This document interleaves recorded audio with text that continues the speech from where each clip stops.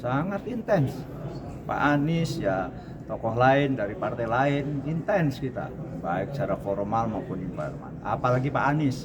Pak Anies itu ya sekarang sudah menjadi bagian integral kami ya, meskipun beliaunya memang tidak lantas dengan serta-merta menjadi anggota Partai Nasdem atau pengurus Nasdem atau kader Nasdem, tidak, tetapi sebagaimana secara berkesinambungan terus-menerus.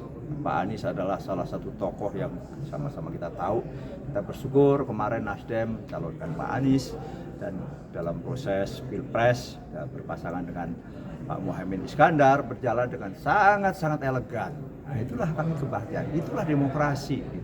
Itulah bahwa demokrasi ada dinamika, ada istilahnya kalau dalam permainan ada yang menyemes, ada ini, tetapi dan sekali lagi semua dilakukan dengan etika, dengan juga cara-cara yang baik. Misalnya apa?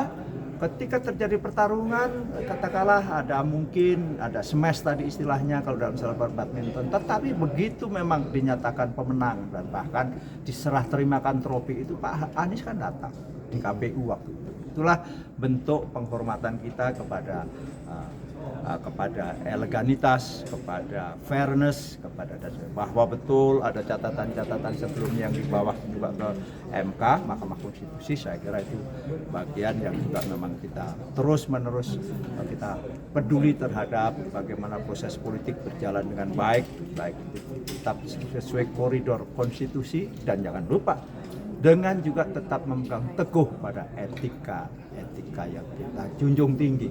Nah, inilah sehingga bangsa ini menjadi bangsa yang beretika, bermartabat dalam proses politik dengan baik.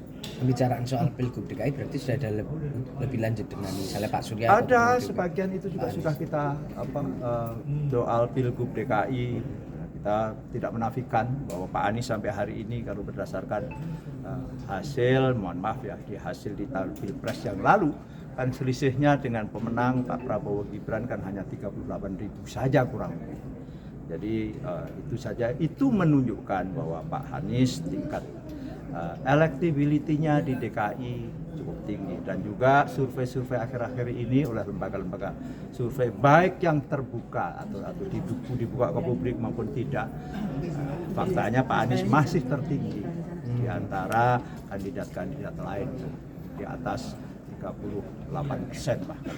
Berarti Pak, ya. kalau dengan begitu Nasdem nggak akan gitu mencalonkan kadernya untuk di DKI, karena kan kita tahu Bang Saroni dan juga Mas Wibi ini sempat disebut juga untuk maju. Tapi kalau dari pernyataan Pak Sugeng kayaknya lebih condong ke Anies nih Pak. Enggak juga. Kan memang kan ada gubernur, ada calon wakil gubernur, gimana coba? Nah, misalnya demikian kan gitu. Bahwa tapi kan ini tadi ditanya apa ada intensitas, bahwa lantas keputusan di ujung nanti kan namanya rekomendasi yang ditandatangani Ketua Umum Pak Surya Paloh dan Sekjen. Itu adalah hasil. Tetapi bahwa komunikasi dinamika ini menyangkut tentang pilkada banyak sekali, termasuk Pak Anies, termasuk calon-calon kandidat lain sebagaimana tadi disebut. Pak Sugeng,